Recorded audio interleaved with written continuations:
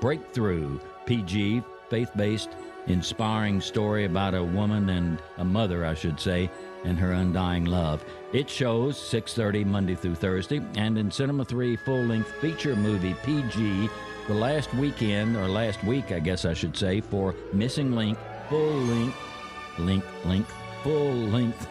movie, full-length animated movie, shows at 6:30 at your capital. That's your lineup, and if you've forgotten all that, don't forget our 24-hour show info number, 365-7900, or just Google us and ask for Capitol Cinemas, Princeton, Kentucky. All right, welcome back to Coffee Talk this morning on WPKY. Hey, like I said, we have some great talent in this area. Princeton, Fredonia, Caldwell County, I have seen it. I have tried. There's a couple that I've tried to get to come talk to me, but just doesn't want to come talk to me, Jason. But anyway, I do have a couple that agreed to come talk to me today, and we're going to talk about something coming up this Saturday called Create Princeton. We're joined this morning by artists Richie McKinney and Joe Duncan. Good morning, guys. Hey, how's it going? Going hey, well. Missy. Going well. So first of all was up Joe, and then we heard from Richie. And so, guys, tell me about this Create Princeton. What is this?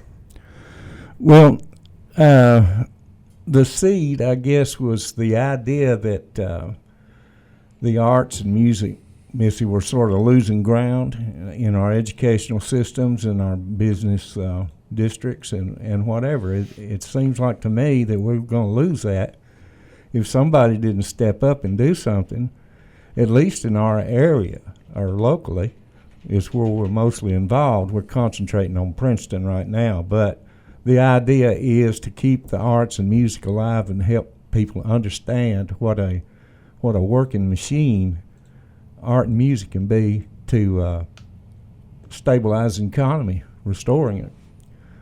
Absolutely. I'm tired of going down Main Street, Princeton, seeing all the empty buildings because all my memories are there.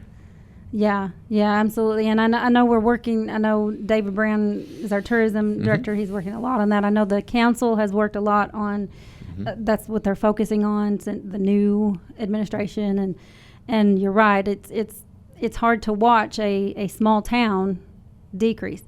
But you think that part of the reason is the lack of art? I have no doubt. Okay. Well, and I was just going to say, I mean, I think that there is a lot of momentum in the community that people are starting to look for opportunities to start some of these initiatives and those sorts of things. And what we did as a group was we really dug into some of the existing research that's out there through the American Planning Association and through the Kentucky Arts Council and their policy briefs that they do for Kentucky, and really looking at how small communities such as our own are using creativity to spark some of this community development, economic development. And we really pulled a lot of ideas from those that we think will work in a situation like this. And we're sort of moving away from trying to attract specifically just artists and people who are individual art and really move to a focus to just creativity, because there's, whether you're a business person or a lawyer or whatever, like I think that creative solutions always end up being the best solutions, and involvement in creative arts and culture programming in a town keeps that part of your mind open. And we would really like to open those avenues to show people how just creative thought can service them and through them service their communities. Very well said. I feel the same way Joe does, that we need to allow as much opportunity for people to get involved from whatever field of expertise they're in, can benefit from,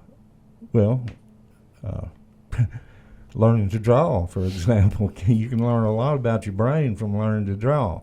And so that's what I deal with mostly. Joe, I lost my way. Oh, that's okay. Well, but we want to involve everybody. We want everybody to get excited and have a part in it. Yeah, well, and that's to kind of transition into what we'll be doing on Saturday. We have partnered with the Caldwell County Farmers Market They very generously offered us a table at their farmers market this season, and we'll be out there just on the Saturdays. We won't be there on Tuesdays, but we'll be there every Saturday with a table, and we're also hosting like a music jam that'll be open to the public. At our table, we'll do a lot more of the art facilitation. We're going to have recipe cards that are designed by artists that have recipes on the back that relate to ingredients being sold by the different farmers market, that people can come to our table and take those for free, and then they can take them to the tables and kind of assemble those recipes and go home and try those out. We're hoping to attract more artists that will contribute to those cards, and we'll make more as time goes on and tailor those to whatever. We'll also be providing grocery bags for people to take for free to put their stuff in, and we'll be doing live silk screening, some like the logo for the Caldwell County Farmers Market on those bags. Again, just showing some sort of like a demonstration that people can kind of casually come by and participate in. Then the music jam will be in the pavilion. We'll also be hosting that every Saturday, and that's just going to be not specifically bluegrass, but a bluegrass style open jam, and that's anybody that's playing professionally.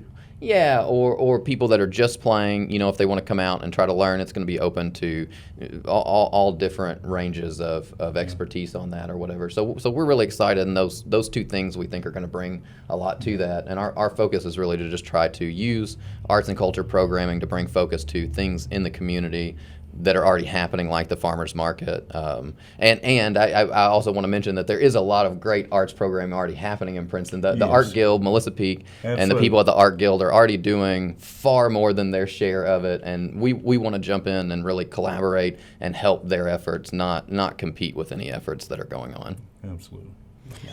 And that is this Saturday. And where is the farmers market taking place? So they moved it just up the street from where it used to be. It's going to be right next to the Tourism Center City Hall building where the pavilion is. So there's across from Newsom's, is it? Yeah, it's right across the street from Newsom's. I think people will be able to park in the City Hall parking to go right there. So it's and I don't know what the specific address is because it's just it's an open lot right there. Yeah. Okay. So this will be the first season that there's there, but yeah, it's going to be a really good spot for the farmers excited market. about it. And that's 8 to 11 is when it runs on Saturday. Okay. I'm excited too. Actually, I'm going to try to come. Oh, yeah. I'm going to participate in the 6K, global water 6K. Mm-hmm. So, I'll be, well exercised by the time I get there. So, y'all just keep your distance. But I'm interested to see, and I'm interested to go to the farmers market anyway. Well, we'll be showing up before 8 to set up our booth, so we'll probably look well exercised, having to get up that early and do everything. I'm not sure what the temperature is supposed to be Saturday. If it's anything like today, it'll warm me up pretty quick. Hard to tell. In Kentucky. Yeah, that's right. We are in Kentucky. That's right. And so, I'm fascinated by artists. Matter of fact, just yesterday, I was watching a video that somebody had shared on their Facebook page of this 4-year-old in I don't remember what nationality she was, but in another country, and you sat there and watched her. She did these amazing, huge pictures. One was of a fish, one was of trees and flowers. And I'm like, I'm sitting over here, I can't even draw a stick person. And she is 4 years old and can just create this beautiful picture. I'm so jealous. I'm like, I want to do that. Don't believe everything you see. Well, I know, but could I put something in right here before I forget it? Joe knows how bad I am about that. But I don't forget it. You've already forgot it? All right, well, interrupt me then. Anytime we start talking, you just interrupt me. Well, I think to your point, there's a lot of the arts. I think the sort of front-facing part of art is that it's very talent-minded. It's very if you reach this point, you're sort of worthy to be part of the crowd. And I think that you lose a lot of people. The biggest part of really becoming good at something creative is messing up long enough to get good at it. So it's nobody. It's very rare that someone is very good when they start. I should be excellent at my job by now. That's right. Right. Yeah, we all should be. Yeah, we all should be. So we'll leave a lot undone. All of us. Yeah. So we're hoping to kind of wash away some of the intimidation factor of some of that, and not make people feel like they have to compare to something that's so polished and finished, and just let people know that creativity is at a base about self-fulfillment and having a fulfilling life yourself and opening yourself up to have fuller experiences. So I would never want somebody to feel like if they can't produce something that's supposed to hang up in a gallery, that they're not a person who should be involved in arts and creativity. So we're hoping to make those connections with, there's so much agriculture. That's why I'm really excited about the farmers market, is that a lot of times people who are in the agriculture sphere look at themselves as separately from the art sphere and vice versa. There's just different worlds. But you can see there was a grant given through the USDA, through the Kentucky Arts Council, the last 2 years to Owsley and Ohio counties in Kentucky. That was a collaboration with them to integrate arts into their farmers market. And both of them have been huge successes. They've actually put out a manual on that we'll be receiving and distributing to our farmers market when it's available.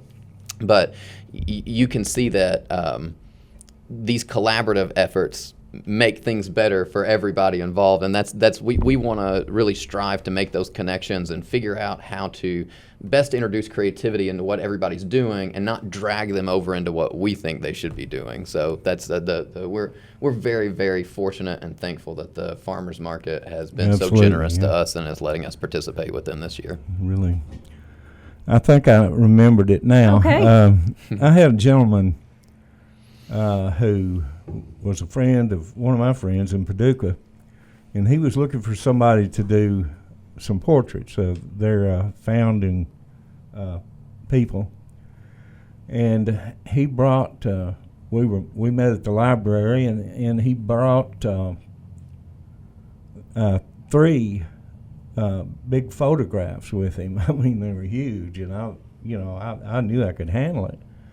And then he said, "Now this is an oil painting," and showed me one of the guys. "This is an oil painting, and I'd like for these other 2 to look like this one." So I looked at that thing and I thought, uh-oh, here's something I see a lot. So I said, "Eric, you don't have an original oil painting." I said, "This is a photograph on textured paper is what you've got." And on the back of it, it said oil by somebody, oil by Jane or something like that. And it was fake. It was sold as an oil painting when it wasn't, by some far-off thing over the internet. But we want to stick to people creating things and not machines. I mean, machines are not the kind of machines we are. They don't think unless we tell them what to think.